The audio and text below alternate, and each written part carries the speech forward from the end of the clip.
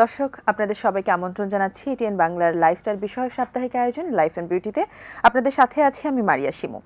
দর্শক, এই যে একটা আবহাওয়া, যে আবহাওয়ার মধ্যে দিয়ে আমরা যাচ্ছি, আবহাওয়াতে অনেক ধরনের সমস্যার পাশাপাশি ত্বকের এবং চুলেরও কিন্তু বেশ কিছু সমস্যা আমরা সবসময় ফেস করি, কম আর বেশি। এবং এই সমস্যাটা নিয়ে নারী পুরুষ উভয়েই কিন্তু আমরা এখন বেশ মোটামুটি একটা বাজে সময়ই পার করছি। তো আজ ত্বকের নানান সমস্যা এবং তার প্রতিকার, সে ছাড়া ত্বকের যত্নে আধুনিক কী কী চিকিৎসা আছে, এই সমগ্র বিষয় নিয়ে কথা বলবো। আর সেই বিষয় নিয়ে কথা বলবার জন্য আমরা আমন্ত্রণ জানাচ্ছি অ্যাস্থেটিক কনসালটেন্ট এবং স্বত্বাধিকারী ভেল্লা। আমাদের মাঝে উপস্থিত আছেন ডক্টর দিলরুবা সুমাইয়া। আপু, আপনাকে স্বাগত জানাচ্ছি আমাদের আয়োজনে। কেমন আছেন? অনেক ভালো আছি, ধন্যবাদ আমাকে ইনভাইট করার জন্য।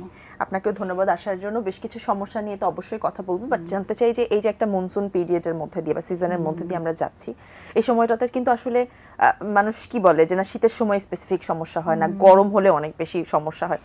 আমার কাছে মনে হয় এই সময়টাতেই সব থেকে বেশি আমরা ত্বকের এবং স্কিনের সমস্যার মধ্যে পড়ি। তো এখন আসলে কি কি সমস্যা নিয়ে আপনার কাছে রোগীরা বেশি আসছে?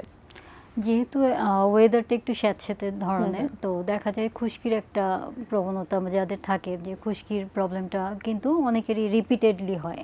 তো এই সময়টা একটু বেড়ে যাওয়ার টেন্ডেন্সি থাকে। আর এখানে সবচেয়ে বড় ভুল যেটা পেশেন্টরা করেন বা ক্লায়েন্টরা করেন, সেটা হচ্ছে ওনারা মনে করেন যে যেহেতু একটু মেঘলা পরিবেশ বা সূর্যের আলোটা অত বেশি দেখা যাচ্ছে না, তো সানব্লকটা প্রপারলি ইউজ না করার কারণে দেখা যায় সান ট্যানটা হয়ে যায়। যতই আমরা মনে করি যে না আকাশ মেঘাচ্ছন্ন, তারপরও কিন্তু আলট্রাভায়োলেট রেটা আপনার স্কিনটাকে ড্যামেজ করছে। সো সানব্লকটা ডে টাইমে অবশ্যই ইউজ করতেই হবে।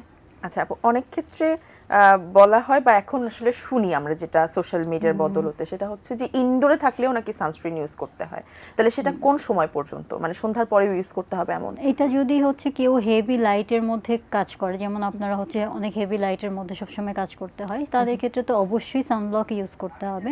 এছাড়া যারা রান্না করেন রেগুলার, সেটা যদি রাতের বেলাও করেন, আমরা বলি যে হিট থেকে প্রোটেকশনের জন্য হলেও আপনার সানব্লকটা প্রপারলি ইউজ করতে হবে। চমৎকার বলেছেন। তো যেহেতু বলছেন যে লাইটের সামনে থাকলে আসলে সানব্লকটা ইউজ করা উচিত, আমরা সানব্লক নিয়ে যেহেতু কথা বলছি, সানব্লক নিয়ে আবার অনেকেই চিন্তা করেন আমি তো দিনে একবার সানব্লক ইউজ করে ফেললাম, তার মানে আমার সারা দিনের জন্য আমি প্রোটেক্টেড। সেটা আসলে কতটুকু সত্যি? এটা আসলে একেবারেই ভুল ধারণা। কারণ কোনো সানব্লক আপনি যত হায়ার ব্র্যান্ডে যান, যত এসপিএফ যুক্ত যান, কোনো সানব্লকই আপনাকে 3 ঘন্টার বেশি প্রোটেকশন দেয় না। তো সেই ক্ষেত্রে আমরা বলি অবশ্যই আপনাকে 3 ঘন্টা পর পর রিঅ্যাপ্লাই করতে হবে। এবং ডে টাইমে ইটস আ মাস্ট। সেটা আমি ইনডোরে থাকি বা আউটডোরে থাকি? ইনডোরে থাকেন বা আউটডোরে থাকেন, অথবা আপনি গাড়িতে থাকেন, আপনার ফুল স্লিভ ড্রেস পরেন, তারপরও আপনাকে সানব্লক ইউজ করতে হবে। 3-4 ঘন্টা পর পর সেটা রিঅ্যাপ্লাইও করতে হবে। অনেক ধন্যবাদ। আমাদের সাথে একটা ফোন আছে, আমরা ফোনটা নিয়ে নিচ্ছি। দর্শক আসসালামু আলাইকুম, আপনার নাম পরিচয় দিয়ে আপনার যা জানবার সেটি প্রশ্ন করবেন। হ্যালো দর্শক, আমরা শুনতে পাচ্ছি আপনাকে। হ্যালো, আসসালামু আলাইকুম। ওয়ালাইকুম আসসালাম। দর্শক, আপনার নাম পরিচয় দিয়ে আপনার যেটি জানবার বা যেটি প্রশ্ন করবার সেটি করবেন। জি, আমার নাম তন্নি, আমি ঢাকা থেকে বলছি। ম্যাম, আমার স্মাইল লাইন পড়ে গিয়েছে, ভাঁজ পড়ে গিয়েছে। তো আমি এটার একটা সমাধান চাচ্ছি, কিন্তু এখন যেটা হয় যে ফিলার করা, আমি আসলে কোনো ফিলার চাচ্ছি না, অন্য কোনো মাধ্যমে কি আমার এই ভাঁজটা আমি দূর করতে পারবো কিনা, এটা যদি একটু কাইন্ডলি বলতেন। অনেক ধন্যবাদ আপনাকে। দর্শক, এই সমস্যাটা কিন্তু আসলে কম বেশি বা খুব বেশি বয়সও যাদের না, তাদেরও আসলে তারাও ফেস করে। স্মাইল লাইনটাতে একটা হয়তো বা রিঙ্কেলস অথবা একটা ভাঁজ পড়ে যায়। এটা আসলে সলিউশন কি আছে ফিলার ছাড়া? ফিলার ছাড়া অনেক রকমের সলিউশন আছে। প্রথম কথা যে ওনার স্মাইল লাইনটা যদি ওনার ওভার এক্সপ্রেশনের কারণে হয়ে থাকে, অনেকে দেখা যায় যে যখন নর্মাল থাকছে, কোনো এক্সপ্রেশন দিচ্ছে না, তখন কোনো ফাইন লাইন দেখা যাচ্ছে না। তো ওনার বয়স আমি জানি না, ওনার স্পেসিফিক বয়সটা যে জানা থাকলে আরও বেটার আমি অ্যান্সার করতে পারতাম। তো ফাইন লাইনের ক্ষেত্রে যেটা আমরা বলি যে একেবারে যদি লো বাজেট মেনটেন্যান্সের জন্য কথা বলেন, সেক্ষেত্রে পিআরপি মাইক্রোনেডলিং খুব ভালো কাজ করে, কিছু লেজার খুব ভালো কাজ করে। এবং যদি আপনার বয়স একটু বেশির দিকে হয়, সেক্ষেত্রে আমরা স্কিন বায়োস্টিমুলেটরগুলোকে অ্যাডভাইস করি। এতে করে যেটা হয়, যারা ফিলার চান না, ন্যাচারাল ওয়েতে আপনার নিজের কোলাজেন বুস্ট আপ করে আপনাকে একদম ফাইন লাইন থেকে মুক্তি দিতে পারে। বাহ, চমৎকার। আচ্ছা, এখন আসলে সবার একটা চাহিদা দেখা যায়, মানে যারা আসলে ক্যামেরার সামনে কাজ করে তাদেরও, বা ক্যামেরার সামনে যারা কাজ না করে তারাও আসলে এই সলিউশনটা চান, সেটা হচ্ছে যে জ লাইনটা একটু শার্প চান অনেকে, অথবা আমরা যদি ভি শেপ বলি, প্রপার ভি শেপ না হয়েও যদি জ লাইনটা শার্প করে আমরা কোনো ট্রিটমেন্টের কথা বলি, তাহলে আধুনিক আসলে কি ট্রিটমেন্ট এখন আছে? আপনি যদি সর্বাধুনিক বা একদম লেটেস্ট টেকনোলজি পুরো ওয়ার্ল্ডে বলেন, সেক্ষেত্রে আমি বলবো লেজার ফেস লিফটিং, যেটাকে বলা হয় যে নন সার্জিক্যাল ওয়েতে আপনি ফেস লিফটিংটা করতে পারছেন। এবং এটার হচ্ছে দুইটা বেনিফিট। একটা হচ্ছে এটা আপনার এক্সেসিভ যে ফ্যাটটা আছে সেটা যে চিক এরিয়াতে হোক বা হচ্ছে ডাবল চিন এরিয়াতে হোক, এটা রিমুভ করছে। সেই সাথে একই সেশনে আপনাকে একটা লিফটেড স্কিন বা হচ্ছে স্কিনটাকে টাইট করে দিচ্ছে। তো এটা হচ্ছে একবার করলে আরেকটা সুবিধা, সেটা হচ্ছে একবার করলে আপনার 2 থেকে 5 বছর পর্যন্ত এটা রেজাল্টটা থাকে। আচ্ছা আচ্ছা। তো এটা হচ্ছে কাইন্ড অফ আপনি বলতে পারেন ম্যাজিক্যাল একটা ট্রিটমেন্ট। যত সময় যাচ্ছে আপনার সায়েন্স তো অনেক ইনোভেটিভ, অ্যাডভান্স হচ্ছে, ইনোভেটিভ বিভিন্ন টেকনোলজি নিয়ে আসছে। তো এখনকার সময় প্রেক্ষাপটে যদি বলেন কাটা ছেঁড়া ছাড়া একদম মিনিমাম ডাউন টাইমে আপনি হচ্ছে এই প্রসিডিউরটা করতে পারেন। আচ্ছা, আপনি বললেন যে মোটামুটি এখন পর্যন্ত নন সার্জিক্যাল যেসব আমাদের উপায় আছে তার মধ্যে এটাই সবথেকে অ্যাডভান্স, এবং আপনি বলছেন যে 3 থেকে 5 বছর অনেক সময় থাকে। এটার মেইনটেনেন্সটা আসলে কেমন?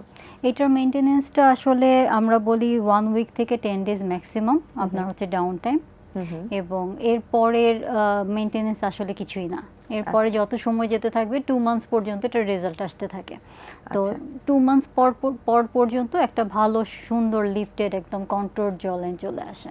এবং এটার আরেকটা বেনিফিট হচ্ছে যাদের হচ্ছে অনেক বয়স হয়ে গেছে, নেক লাইনটা কিন্তু খুব সহজে ট্রিট করা যায় না। অনেকে বোটক্স দিয়ে করেন বাট খুব ভালো রেজাল্ট পাওয়া যায় না।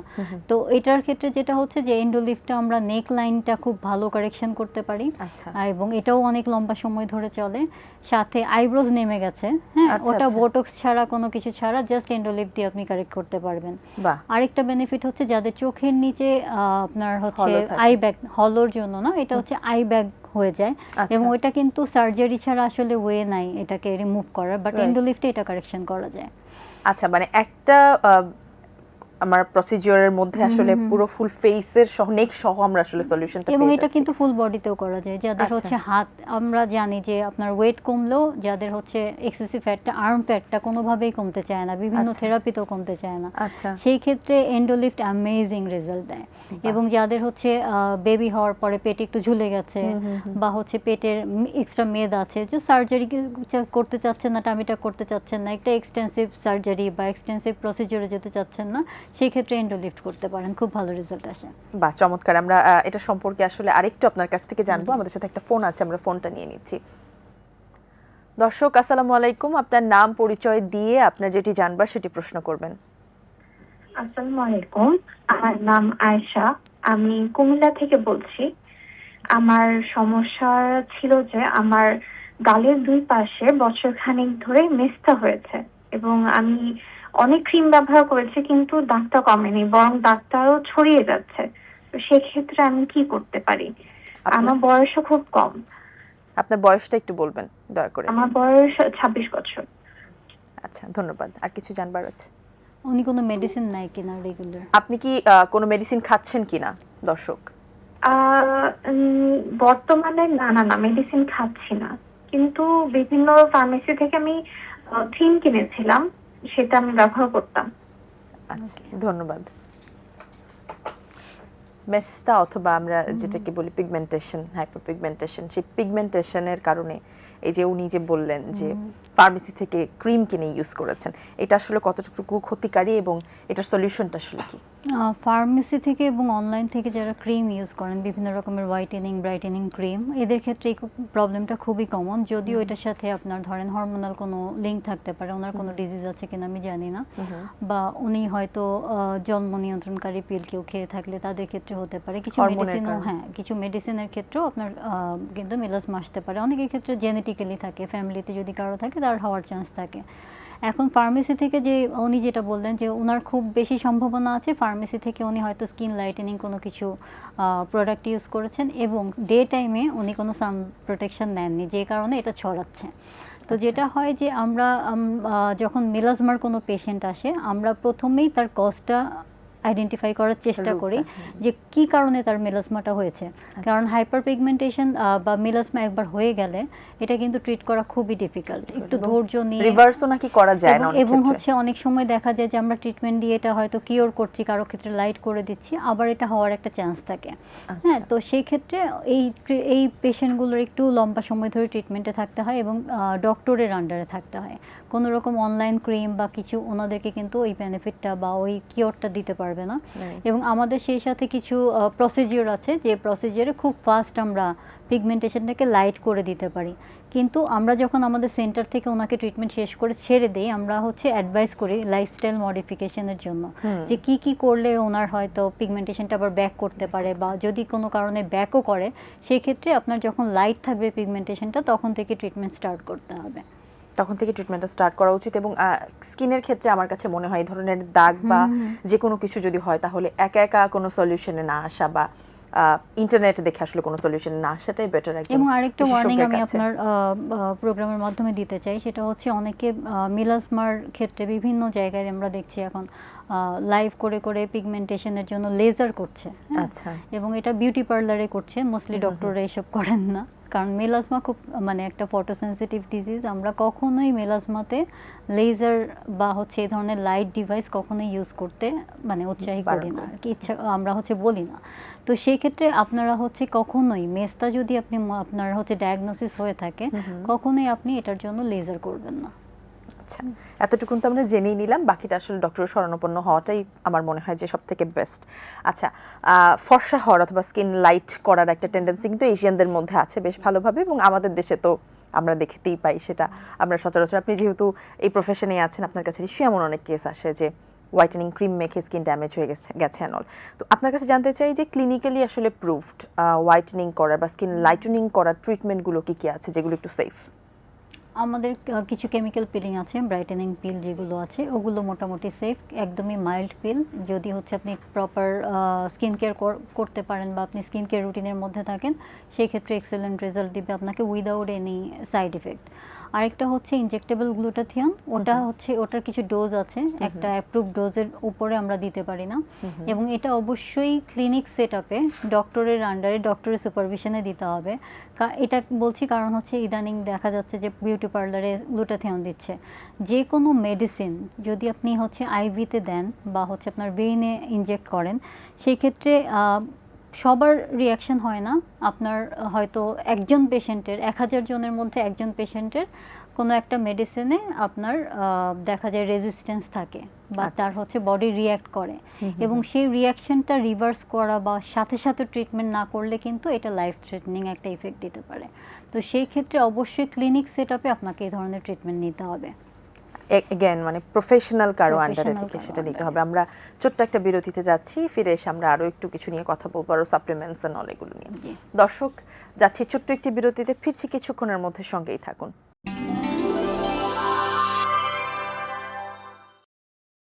দর্শক, বিরতির পর আবারও আমন্ত্রণ, আপনারা দেখছেন লাইফস্টাইল বিষয়ক আমাদের আয়োজন লাইফ অ্যান্ড বিউটি। আমরা ত্বকের বিভিন্ন সমস্যা এবং তার সমাধান নিয়ে কথা বলছি। আপু, বলছিলাম যে এই যে লাইটেনিং বা ব্রাইটেনিং বিভিন্ন সাপ্লিমেন্টস অথবা ড্রিপস এখন নিয়ে থাকে এবং সেটা প্রফেশনালের আন্ডারে নেওয়া বেটার। এটা ছাড়াও যেটা আমি কিছুক্ষণ আগেই বলছিলাম যে ইন্টারনেটের বা সামাজিক যোগাযোগ মাধ্যমের বদৌলতে এখন নানান ধরনের বিজ্ঞাপন আমাদের সামনে আসে। সেখানে দেখা যায় কিছু স্পেসিফিক সাপ্লিমেন্টস আছে যেগুলো আমরা ওরালি নিলে আমাদের হয়তো বা বডি ব্রাইটেনিং হয়ে যাবে অনেক বেশি, আমরা অনেক বেশি ফর্সা হয়ে যাবো, এমন গ্যারান্টিজও আসে। সো বিভিন্ন এই যে সাপ্লিমেন্টস যেগুলো আছে কোলাজেনের বা যেটা আপনি বলছিলেন যে গ্লুটাথায়নের, এই সাপ্লিমেন্টগুলো আসলে কি কাজ করে কিনা আমরা যদি ওরালি নেই?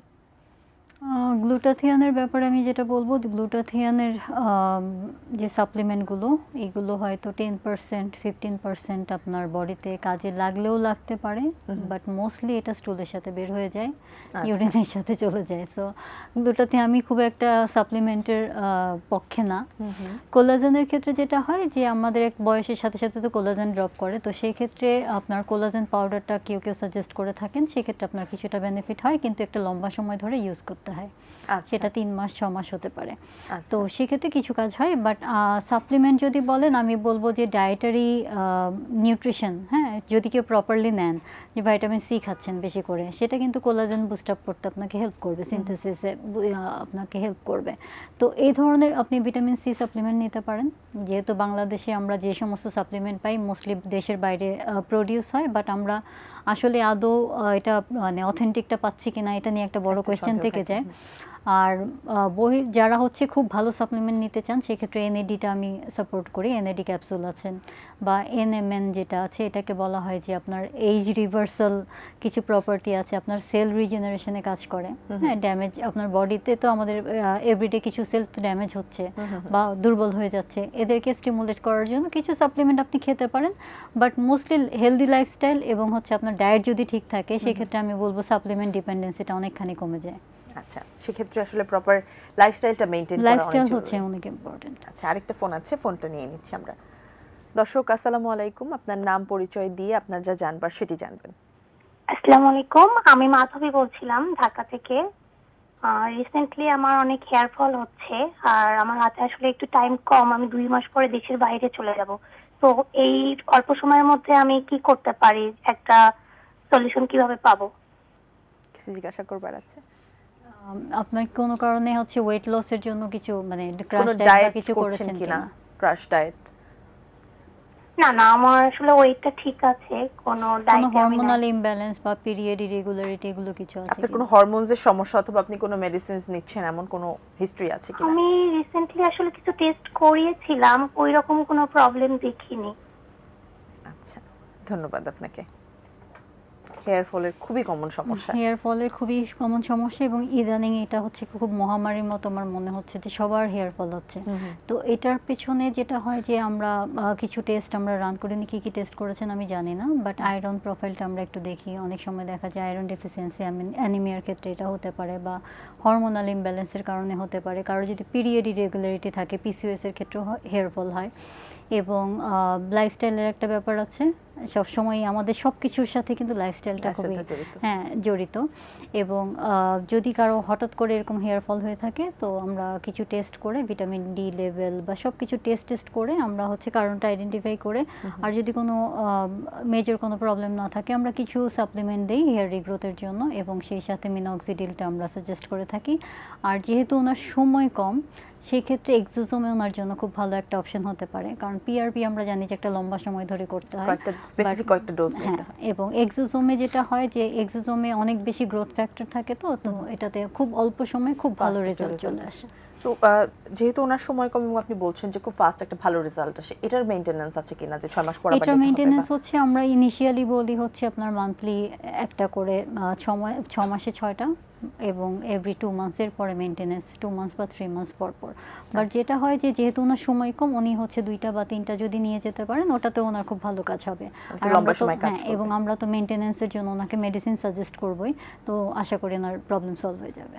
বাহ, আচ্ছা, যেহেতু সাপ্লিমেন্টসের কথা আমরা বলছিলাম, যে অনেকেই আবার বলেন যে 25 এর পরে যেহেতু ওয়েমেনদের ক্ষেত্রে তাদের বডির নিউট্রিশনগুলো কমতে থাকে এবং দেখা যায় যে আবার সেল যেটা আপনি বলছিলেন রিজেনারেটের যে বিষয়টা সেটাও একটু স্লো হয়ে যায়, সেক্ষেত্রে মেয়েদেরকে বা নারীদেরকে একটা কিছু স্পেসিফিক মেডিসিনস বা যদি সে সাপ্লিমেন্টস নেয় তাহলে এটা তার মেইনটেনেন্সের জন্য ভালো। সো এমন কোন আসলে সাপ্লিমেন্টস আছে কিনা যেটা আসলে আমাদের সময় এখন পর নেওয়া সবচেয়ে উচিত? বেশি যেটা দেখা যায় যে কেউ টেস্ট করলে দেখা যাবে ভিটামিন ডি3 লেভেলটা কম। হ্যাঁ, তো সেই ক্ষেত্রে এটা একটু চেকে রাখতে হয়, এবং আপনার যদি বেশি কম আসে, যে নর্মাল লেভেলের চেয়ে অনেক বেশি কম ইনসাফিসিয়েন্ট থাকে, সেক্ষেত্রে আপনি ভিটামিন ডি3 সাপ্লিমেন্টটা নিতে পারেন, এবং এটা খুবই ইম্পর্টেন্ট। এবং ভিটামিন ডি3 যাদের কমে যায় ওরা নিজেরাই মানে ফিজিক্যালি খুব বেশি আনওয়েল ফিল করেন। আর হচ্ছে আমাদের যেহেতু বোন ডেন্সিটিটা কমতে থাকে, তো সেক্ষেত্রে ক্যালসিয়াম সাপ্লিমেন্টটা আপনারা নিতে পারেন। বাট অবশ্যই যে কোনো সাপ্লিমেন্ট নেওয়ার আগে অবশ্যই ডক্টরের সাথে কথা বলে কনসাল্ট করে টেস্ট করে যে আপনার বডিতে আদৌ দরকার আছে কিনা। যে কোনো ভিটামিন বা মানে আপনি হচ্ছে নিউট্রিয়েন্ট এক্সেসিভ পরিমাণে নিলেও কিন্তু এটার কিছু টক্সিক ইফেক্ট হয়। সো সেই কারণে আপনার ডক্টরের আন্ডারে থেকে ওনার পরামর্শ অনুযায়ী আপনি সাপ্লিমেন্টগুলো নেবেন। এবং ফিমেলদের ক্ষেত্রে যেটা হয়, যেহেতু ফিমেলদের এভরি মান্থে মেনস্ট্রুয়েশন হয়, তাদের ক্ষেত্রে আয়রন প্রোফাইলটা চেক করা খুব ইম্পর্টেন্ট। মানে ম্যাক্সিমাম কেসে দেখা যায় যে যে আয়রনের আয়রন আসলে ডেফিসিয়েন্সি ডেফিসিয়েন্সিটা হয় থাকে। বা হ্যাঁ হিমোগ্লোবিন কমে যায় এটা প্রবলেম। আচ্ছা, তো আপনি কিছুক্ষণ আগে যেটা বলছিলেন যে ফেস লিফটের কথা, যেটা দিয়ে আসলে একটা প্রপার সলিউশন আমরা পেয়ে যাচ্ছি, এবং অনেকে দেখা যায় যে অনেক সময় আই যে এরিয়াটা থাকে সেটা আসলে ড্রপ করে যায় বা ড্রুপি আই লিড হয়ে যায়, তাদের ক্ষেত্রে কিন্তু একটা টেনশন বা একটা সমস্যা, তাদের কনসার্নটা সবসময় থাকে যে এটা আসলে কিভাবে ঠিক করব বোটক্স অর ফিলার ছাড়া। সো সেক্ষেত্রে আপনি যে ট্রিটমেন্টের কথা আমরা যেটা শুনলাম এন্ডোলিফট, সেটা আসলে কতটুকুন কার্যকরী, এটার কোনো সাইড এফেক্টস আছে কিনা, এবং তখন যেটা জানতে চাচ্ছিলাম যে এই লিফটটা আসলে কতটুকুন আমাদের সাধ্যের মধ্যে থাকবে, মানে এটা আসলে এক্সপেন্সিভ কিনা? খুব একটা এক্সপেন্সিভ না যদি আপনি সার্জারির সাথে বা এটার রেজাল্টের সাথে কম্পেয়ার করেন। আর যেটা হয় যে আইব্রোজ যাদের ড্রুপি হয়ে গেছে, এটার হচ্ছে একমাত্র সলিউশন ইদার আপনাকে বোটক্স করতে হবে অথবা আপনাকে সার্জারি করে লিফট করতে হবে। তো সার্জারিটা কাটাছেড়া অনেকেই ভয় পায় যে হচ্ছে, আর এটা ডাউন টাইমও যেহেতু অনেক বেশি, সার্জারি করলে অ্যাটলিস্ট 2 উইকস বা 3 উইকসের মতো আপনার কিন্তু রিকভারি টাইম লেগে যায়। আর আইব্রোজ বোটক্সটা যেটা হচ্ছে যে এটা 3 মাস 4 মাসের বেশি তো বোটক্সের ইফেক্টটা থাকে না, তো এটা রিপিটেডলি আপনাকে করতে হচ্ছে। আর এন্ডোলিফটের সুবিধা হচ্ছে, এন্ডোলিফট হচ্ছে একবার করার পরে আপনার 1-1.5 বছর বা 2 বছর অ্যাটলিস্ট আইব্রোজ এরিয়াতে আপনাকে টাচ করতে হবে না। তো সেই তুলনায় আপনার কস্টটা অনেক বেশি রিজনেবল। এবং এটার কিছু সাইড ইফেক্ট যেটা হচ্ছে, এটা এন্ডোলিফটটা হচ্ছে আপনার খুবই স্কিলড এবং হচ্ছে ট্রেন ডক্টর ছাড়া এন্ডোলিফট করা মানে একেবারেই উচিত না, কারণ কিছু ডেঞ্জার এরিয়া আছে আমাদের ফেসে। হ্যাঁ, কিছু নার্ভের প্লেসমেন্ট আছে এমন এমন জায়গায় যে কোথায় করতে হবে কোথায় করতে হবে না, কতটুকু পাওয়ার, এটা খুবই হাইলি স্কিলড একটা জব।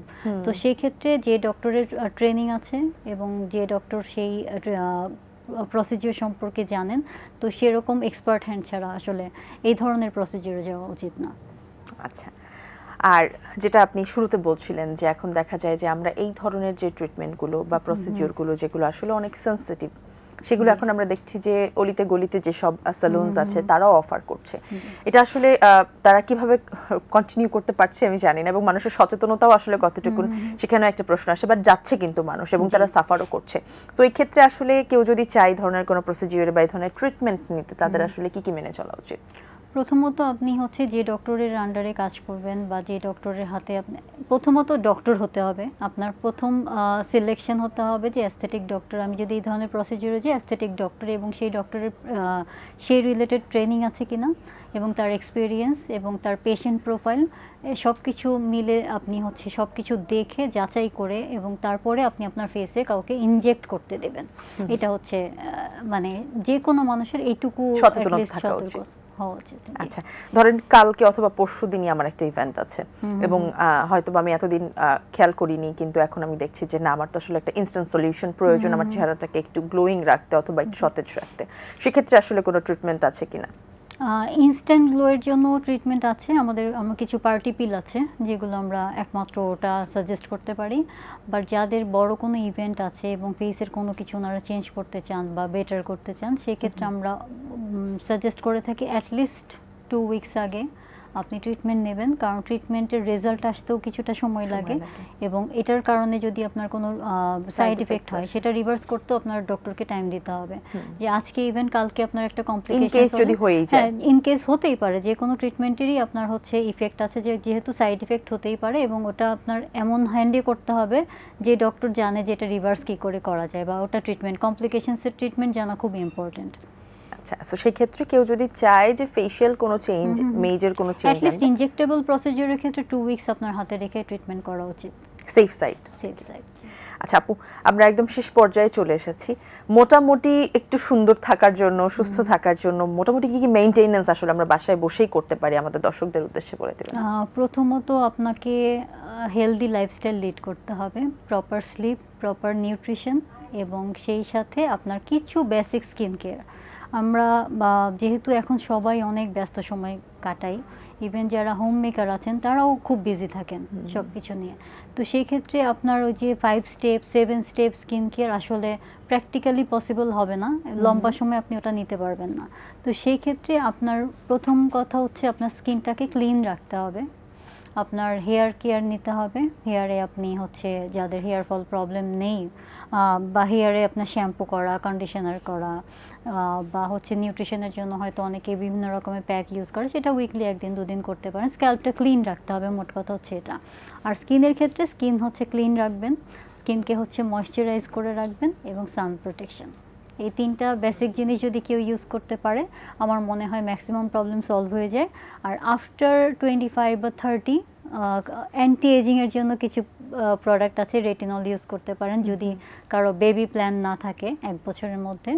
সেক্ষেত্রে রেটিনল বা ভাইটামিন সি সেরাম, এগুলো যদি কারো সময় থাকে বা কেউ এক্সট্রা কেয়ার নিতে চান, সেক্ষেত্রে এগুলো ইউজ করতে পারেন। আচ্ছা, সেক্ষেত্রে আরেকটা বিষয় হচ্ছে এখন কিন্তু বেশ আমাদের দেশে হাইপ হচ্ছে Korean product. product, so Korean প্রোডাক্টগুলো কি আসলেই কাজ করে কিনা আমাদের স্কিনে? আমাদের স্কিনে কাজ করে, কিন্তু সব প্রোডাক্ট সবার স্কিনে স্যুট করে না, এটা একটা ব্যাপার। আরেকটা জিনিস হচ্ছে কোরিয়ানদের স্কিন টাইপ এবং আমাদের স্কিন টাইপ একেবারেই আলাদা। তো সেই ক্ষেত্রে দেখা যায় আমাদের এই সাউথ এশিয়ান সাবকন্টিনেন্টের যে প্রোডাক্টগুলো, এগুলোর হচ্ছে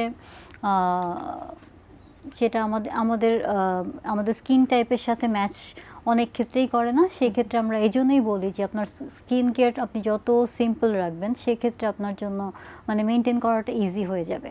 আর অনেক কিছু ইউজ করে আপনার যে খুব বেশি বেনিফিট হচ্ছে, ব্যাপারটা এটা না। কারো কারো ক্ষেত্রে দেখা যায় যে আপনি টোনার ইউজ করছেন, টোনারের পরে আপনি হচ্ছে এই সিরাম দিচ্ছেন, ওই সিরাম দিচ্ছেন, তারপরে ক্রিম দিচ্ছেন। এই যে এত লেয়ারের স্কিন কেয়ার করার পরেও আপনি যেদিন আপনি স্কিন কেয়ারটা অফ করবেন, সেদিন থেকে কিন্তু আপনার আগের স্কিনটা আবার ব্যাক করবে। তো সেই ক্ষেত্রে আপনার বেসিক স্কিন কেয়ার যেটা, যে একটা ভালো ক্লিনজার, একটা ময়শ্চারাইজার, একটা sunblock, that's more than enough. আচ্ছা, এবং ময়শ্চারাইজারের আরেকটা আসলে অনেকের এটা নিয়ে কনফিউশন আছে, সেটা হচ্ছে অনেকে মনে করেন আমার স্কিন যেহেতু অয়েলি এবং আমি ঘামি, আমাকে তাহলে গরমের সময় বা এই ওয়েদারে আসলে আমার ময়শ্চারাইজ না করলেও চলবে? ময়শ্চারাইজার কাজ হচ্ছে আপনার ন্যাচারাল যে ময়শ্চারটাকে, ওটাকে ব্লক করে দেওয়া। তো সেই ক্ষেত্রে যাদের অয়েলি স্কিন, তারা হচ্ছে ওয়াটার বেস বা জেল বেস যে কোনো ময়শ্চারাইজার, লাইট ওয়েট ময়শ্চারাইজারগুলো ইউজ করতে পারেন। আর যদি একেবারেই কোনো কিছুতে স্যুট না করে, সেক্ষেত্রে গ্লিসারিন একদম পাতলা করে আপনারা ইউজ করতে পারেন। এটা একদম বাংলা টোটকা। আচ্ছা। তো সেই ক্ষেত্রে ওই অ্যাকনি প্রোন স্কিনের জন্য আমরা এটাই বলি যে আপনারা কোনো ময়শ্চারাইজার, কোনো ক্রিম ইউজ করবেন না। একদম ওয়াটার বেস, যদি একদম জেল বেস কোনো পাতলা ময়শ্চারাইজার থাকে, খুব দরকার হলে সেটা দিবেন, অথবা গ্লিসারিন স্প্রে করবেন ওয়াটার। আমার মনে হয় সেটা সবথেকে বেশি সেফ, যেটা জি, আপনি হ্যাঁ। বললেন। অনেক ধন্যবাদ আপনাকে আমাদের আজকের আয়োজনে আসার জন্য এবং আমাদের বেশ কিছু প্রয়োজনীয় ইনফরমেশন দেওয়ার আপনাকে জন্য। অনেক অনেক ধন্যবাদ। Thank you. দর্শক, এখানে শেষ করছি আমাদের আয়োজন। আশা করছি আমাদের আজকের এপিসোড আপনাদের কোনো না কোনোভাবে কাজে আসবে। দেখা হবে আগামী পর্বে নতুন অতিথির সাথে। সে পর্যন্ত সবাই ভালো থাকুন, সুস্থ থাকুন, এটিএন বাংলার সাথেই থাকুন। আল্লাহ হাফেজ।